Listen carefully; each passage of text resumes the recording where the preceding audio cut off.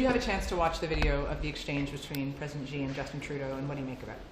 I read the transcript of the exchange that government sources released. I think the Prime Minister went to this summit unprepared to represent Canada's interests and values. We've yet to have the Indo-Pacific strategy from the government, and that should have been completed long ago so that the Prime Minister could have gone to this summit prepared to defend Canada's interests and values. What do you mean? I mean, we're told if we watch the video that Trudeau approached Xi and talked about foreign interference in our elections. That was the thing that prompted the conversation. What do you make of that and how Mr. Xi responded? Well, I think the Prime Minister needs to be telling Canadians about who the 11 candidates were that received illicit funds from Beijing, funneled through the consulate in Toronto. Are they members of the House of Commons? Are they candidates in the next federal election? Canadians deserve the answers. And so instead of having private conversations with President Xi, whose government has meddled in our democracy, Prime Minister needs to be accountable to this House and publicly tell Canadians who these 11 candidates are so that we can take action to ensure that this doesn't happen again in the future. But isn't that his job, to have private conversations with world leaders about concerns specifically when it relates to Canada's democracy? Like, is this not a case of the Prime Minister perhaps standing up for Canada's interests and a world leader not responding well to that? Well, I think the Prime Minister needs to do both, but he's done one and not the other. What's more important is for us in Canada to take action to counter Beijing's meddling in our democracy. But we can't take action unless we know who the 11 candidates are. Are they members of the House of Commons? Are they currently sitting in party caucuses? Are they planning on running in the next federal election? We need to know so we can take charge of our own House here and prevent these things from happening again. And that's the problem with him confining this issue to a private conversation with President Xi.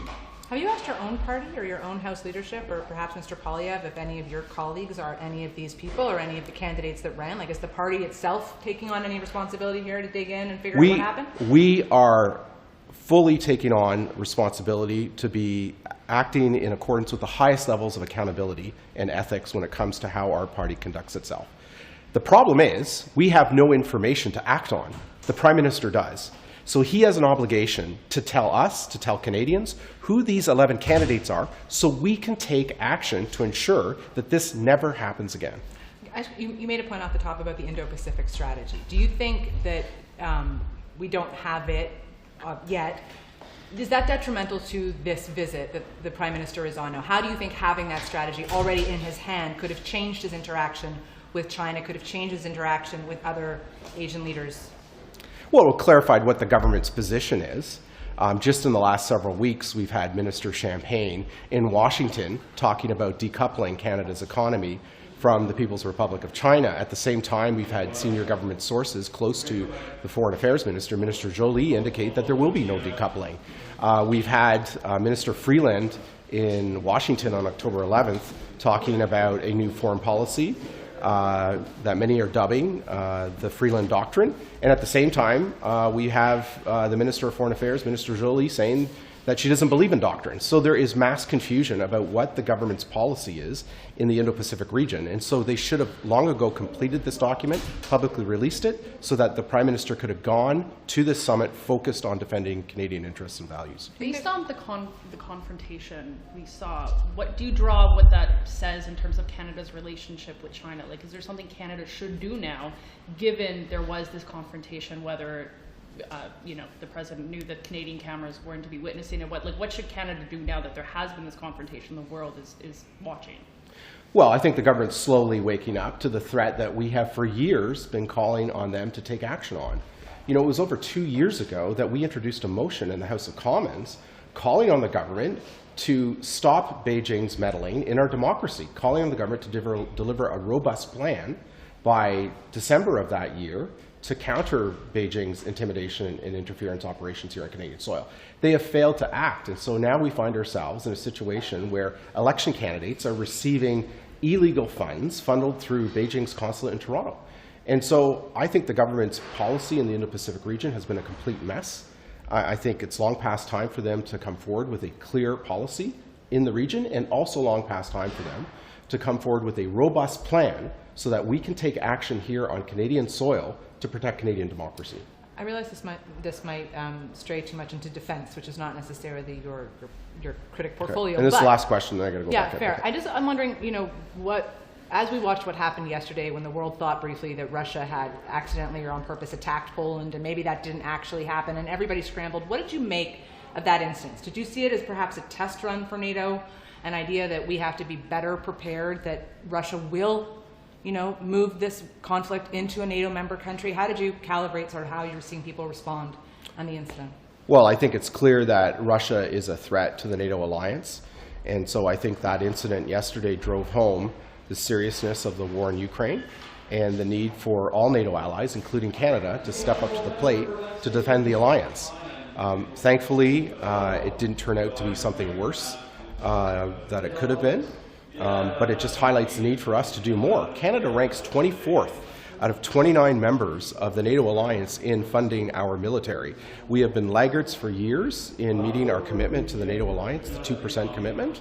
And it's long past time that we deliver on that commitment. Our view is that Canada can deliver on that commitment in two ways. First, that we should be beefing up Arctic security and sovereignty. That is one area where we have jurisdiction and where we can play our part to defend the NATO alliance. We have Sweden and Finland about to join the NATO alliance. Norway is currently a member. We can work in concert with those allies to ensure that we protect the Arctic from Russian intrusions, because we share the Arctic region with Russia. The other thing we should be doing is we should be exporting liquefied natural gas to Europe. Germany is desperate for gas to heat homes and to power industry. 40% of Europe's gas comes from Russia. They are desperately trying to get off that gas because it is the source of funds for Putin's war machine. Over $100 billion has been transferred to Russia since the beginning of this war for the sale of oil and gas. A good chunk of that money has gone into Russian government coffers, which is funding Putin's war machine that is raining down missiles and other attacks on the Ukrainian people. Germany decided just weeks after the invasion began, on February 24th, that they were going to wean themselves off Russian gas and begin the emergency construction of new LNG terminals in the Baltic Sea and in the North Sea. Yesterday, Germany inaugurated its first LNG terminal in the North Sea in the port of Wilhelmshaven. That terminal took 194 days to construct. We as Canadians should be stepping up to the plate to build similar terminals here in Canada to export LNG to Germany. If Germany can do it, so can Canada. We are an energy producer. We are the 5th largest natural gas producer in the world. We have the engineering expertise. We have 2 of the largest pipeline companies in the world, TransCanada and Enbridge.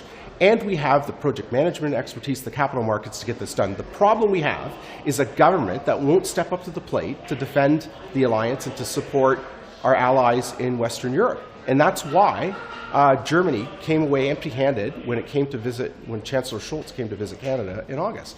And it's long past time for us to step up to the plate and to help our European allies in this regard. Yesterday, thank you. That's the last question. Okay. Right. Thank you. Thank you.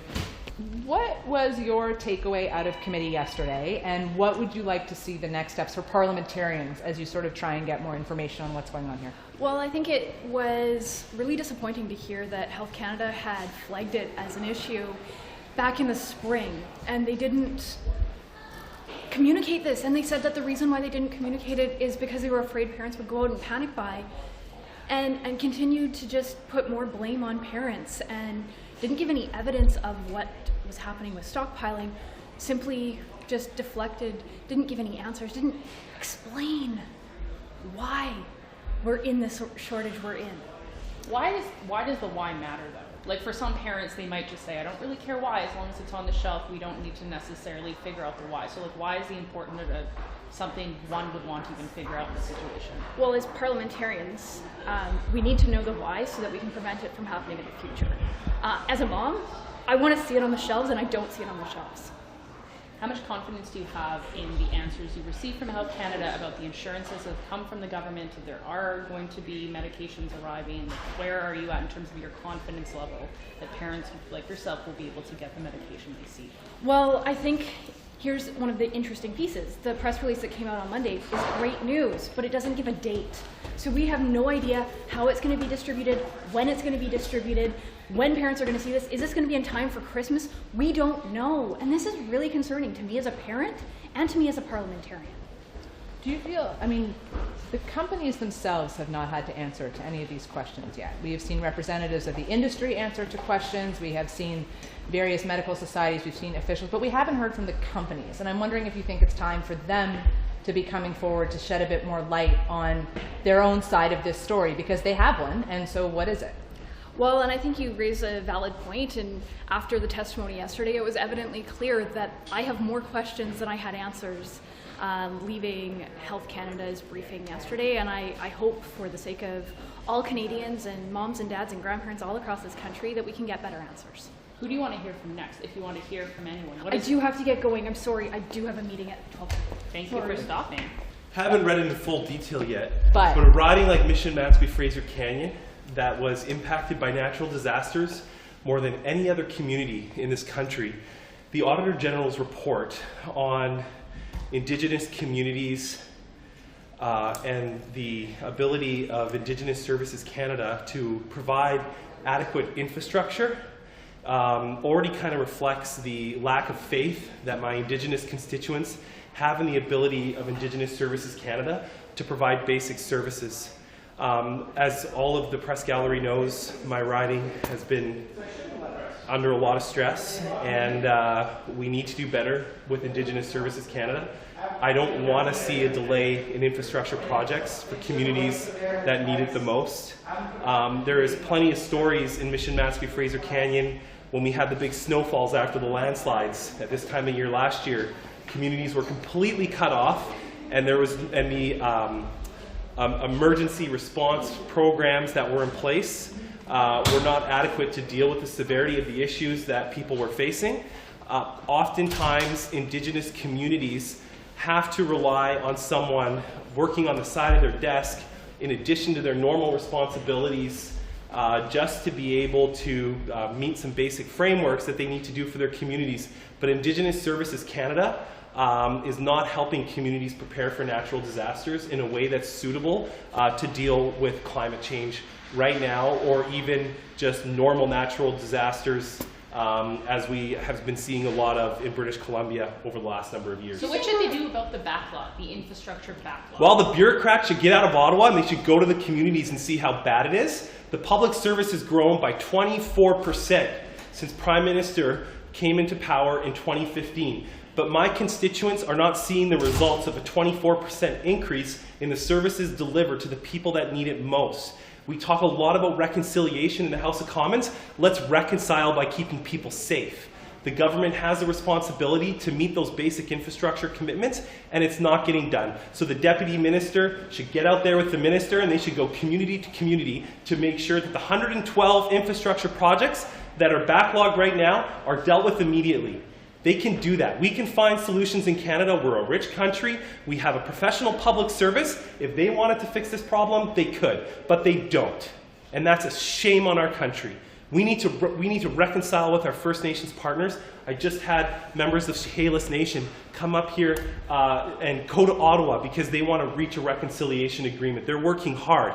The government of Canada needs to step up to the plate, get the red tape out of the way, and help the people that need it the most. Would you be in favor of more spending, though? Because the auditor did say that with the current infrastructure budget of $12 million a year, it's going to take about 25 years to clear that backlog. So should the government be dedicating more money to clear the backlog sooner? I think that there is actually sufficient amount of infrastructure dollars that have already been allocated by the Government of Canada to make up for this backlog, and there's no reason why money from Infrastructure Canada that hasn't been spent, or the Infrastructure Bank, couldn't be reallocated to Indigenous communities. And let me give you an example. In the Fall Economic Statement, the money originally allocated through Pacific Economic Development was reallocated to Infrastructure Canada, but given to Lytton, British Columbia over a 5-year period.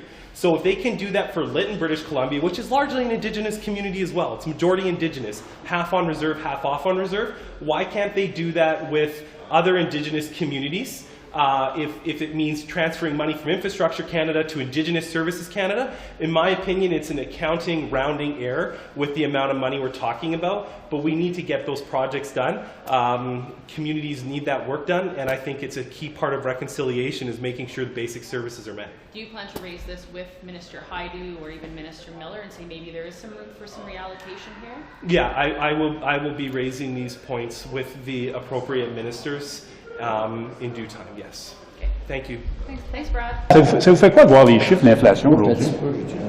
Non, c'est moi qui ai pilé là-dessus. Ça vous fait quoi de voir les chiffres aujourd'hui? 6,9 ça descend pas finalement? Ça bouge pas. On a un énoncé économique qui viendra pas contribuer à faire réduire le taux d'inflation. On le sait, dans cet énoncé économique-là, il y a encore des nouvelles dépenses. C'est pour 20 milliards de nouvelles dépenses de la part du gouvernement. On a demandé au gouvernement d'agir, d'arrêter d'injecter de l'argent autant dans l'économie pour faire en sorte de ne pas venir contrebalancer le travail de la Banque du Canada. Malheureusement, le gouvernement n'a pas écouté, n'a pas accepté de renoncer à ces hausses de taxes et d'impôts qui vont avoir lieu l'année prochaine, n'a pas accepté de renoncer aux augmentations de la taxe sur le carbone. Donc, malheureusement, le gouvernement continue d'être un problème pour les Canadiens actuellement. Vous avez pensé quoi du face-à-face entre M. Trudeau et M. Xi, le président chinois? Mais quand tu arrives à une rencontre pas préparée, sans stratégie Indo-Pacifique, il arrive ce qui est arrivé. Là-bas, il n'y a pas de plan. Le gouvernement du Canada n'a absolument aucun plan. C'est pas surprenant qu'arrivent des choses comme celle-là quand tu n'es pas préparé.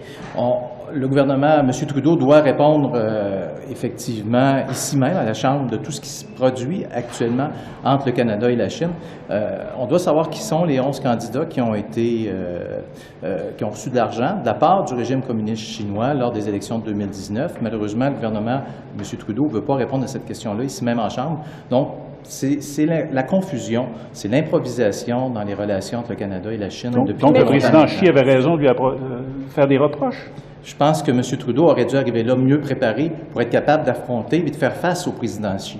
Malheureusement, il n'était pas préparé parce que ça fait longtemps qu'on attend la position du Canada par rapport à une stratégie Indo-Pacifique. Et malheureusement, cette stratégie-là n'existe pas. Donc, M. Trudeau avait absolument rien entre les mains pour discuter et absolument rien entre les mains pour défendre les intérêts du Canada. Mais ce que le président lui reprochait, ça n'avait rien à voir avec la stratégie Indo-Pacifique. C'était d'avoir fuité dans les médias la teneur de leur conversation, puis cette conversation-là portait sur l'ingérence étrangère. Bien, c'est ce qu'on dit parce que on ne sait pas vraiment ce qu'il y a eu comme discussion parce qu'il n'y a pas eu de témoin à cette discussion-là. Ce qui est dommage, c'est que le président de la Chine a semblé outré que M. Trudeau parle de l'ingérence étrangère, mais M. Trudeau lui-même doit des comptes d'abord et avant tout au Parlement. On lui pose des questions, on veut savoir ce qu'il sait, ce qu'il savait, qui a été impliqué, quels sont les candidats qui ont été financés. Malheureusement, M. Trudeau ne répond même pas à nos questions ici même au Parlement. Que M. Xi Jinping soit outré, c'est pas ce qui compte pour moi ici au Canada. Ce qui compte pour moi ici au Canada, c'est que le gouvernement protège notre droit d'avoir des élections sans ingérence étrangère. Et c'est malheureusement ce qu'on n'a pas eu et ce qu'on ne voit pas et on n'a pas de réponse encore de la part du gouvernement. Mais le fait que M. Trudeau ait parlé avec lui d'ingérence étrangère dans l'élection, c'est quelque chose je n'étais pas là, et malheureusement, personne ne peut savoir qu'est-ce qui s'est dit lors de cet échange-là. Et on a vu que, manifestement, c'était un échange de corridors qui n'était pas prévu, sans stratégie, sans plan. Donc, ça donne les résultats que ça a donné. Malheureusement, c'est encore une fois le Canada qui a l'air fou à l'échelle internationale. M. Berthold, sur l'ingérence, justement, hier, il y a une question en chambre. Je pense que c'était vous qui vous demandiez si, parmi les 11 candidats qui auraient été financés par la Chine, il y en avait un dans les banquettes libérales. Qu'est-ce que vous essayez d'insinuer avec ça? Bien, on sait qu'il y a 11 candidats. Il y a un rapport qui a été fourni au premier ministre, qu'il y a 11 candidats qui ont pas bénéficié de cette stratégie-là de financement occulte électoral lors de la campagne de 2019. 11 candidats. On demande au premier ministre de nous dévoiler le nom de ces 11 candidats-là. Le premier ministre refuse. Pourquoi? La question est simple. Pourquoi est-ce que le gouvernement refuse, pourquoi est-ce que M. Trudeau refuse de nous donner le nom des 11 candidats? Et on peut légitimement se poser la question, est-ce que parmi ces 11 candidats-là, il y en a qui sont des élus actuels ou des candidats éventuels du Parti libéral du Canada? On peut aussi se demander s'il y en a qui sont conservateurs. On peut se le demander, mais vous ça... ne le demandez pas. Ben, on demande le nom des 11 candidats. Donc, si le gouvernement donne le nom des 11 candidats, on saura exactement qui a bénéficié de ce financement. Mais est-ce que c'est... Mais juste, est-ce que c'est... Ben, on veut avoir la transparence. Donc, on veut avoir le nom des 11 candidats. Et on va continuer de demander. Est-ce que vous allez aussi faire la même chose du côté des conservateurs? Ben, c'est pas nous. C'est le gouvernement qui a le nom de ces 11 candidats-là actuellement. C'est le gouvernement qui a été informé par le Service canadien de renseignement de sécurité des 11 candidats qui ont reçu et qui ont fait partie de cette stratégie-là. Donc, ce qu'on veut savoir, c'est qui sont ces 11 candidats. Et la réticence des libéraux à répondre nous fait penser, nous laisse croire qu'il peut peut-être y avoir eu des candidats libéraux qui ont profité de cette stratégie-là. C'est ce qu'on a le droit de savoir. Ce que je veux savoir, c'est est-ce que c'est vraiment responsable d'insinuer qu'il y a des libéraux qui siègent en ce moment au Parlement qui sont des pions chinois dans l'ère où on est. Est-ce que c'est vraiment responsable? Dans les institutions démocratiques, est-ce que c'est responsable de votre part de dire? Est-ce que c'est vraiment responsable de la part du gouvernement de ne pas être transparent en matière d'élections au Canada dans la période qu'on vit actuellement? Est-ce que c'est responsable de la part du premier ministre de ne pas divulguer le nom de ces 11 candidats, de ces 11 circonscriptions-là qui ont été l'objet d'un financement occulte? C'est la vraie question qu'on doit se poser, puis c'est la question qu'on va continuer de poser au gouvernement tant qu'on n'aura pas de réponse. Vous ne voyez pas de risque, à cette stratégie-là? Vous ne voyez pas de risque à cette stratégie-là? Dans ce qui se passe autour du monde, aux États-Unis, on doit absolument être transparent. On doit savoir quels sont les candidats qui ont bénéficié de cette stratégie-là. Si on veut protéger les élections au Canada, si on veut protéger notre système, on doit être transparent. C'est la seule chose qui appartient à chacun des Canadiens et Canadiennes, leur droit de vote. Tant pour la communauté chinoise canadienne que pour les Canadiens, on se doit d'avoir des réponses. Puis quand le gouvernement dit que cette ingérence-là n'a pas eu d'influence sur le résultat de l'élection, vous ne croyez pas? Bien, c'est pas ce qu'a dit Guy Saint-Jacques, l'ancien ambassadeur du Canada en Chine, qui a déclaré publiquement qu'il y a des candidats conservateurs qui ont perdu leurs élections à cause de l'ingérence étrangère. Donc, ça vient du gouvernement et des anciens représentants du gouvernement eux-mêmes. Donc, c'est pour ça que les Canadiens ont le droit d'avoir toutes les réponses à ces questions-là. Mais avez-vous fait, juste pour reprendre ce que Raymond disait, avez-vous fait l'exercice? Êtes-vous sûr qu'il n'y en a pas dans les banquettes conservatrices? Avez-vous mené... Je pose la question au gouvernement. Le gouvernement a la réponse à cette question-là, que le gouvernement donne les 11 noms, qu'importe les couleurs politiques. On veut savoir... J'ai pas d'informations là-dessus. Puis je veux savoir que le gouvernement... C'est le gouvernement qui a l'information, que le gouvernement la donne et la partage avec les Canadiens, comme ça on le saura. Merci. Merci, M. Berthold. C'était loin de l'inflation.